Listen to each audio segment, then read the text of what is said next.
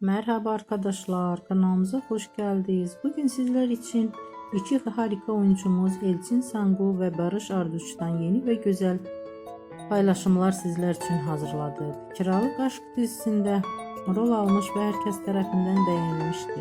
Biz de sizler için onların güzel ve romantik karelerini hazırladık. Bu videoların devamlı gelmesini istiyorsanız kanalımıza abone olup yorum yazmayı unutmayın. Böylelikle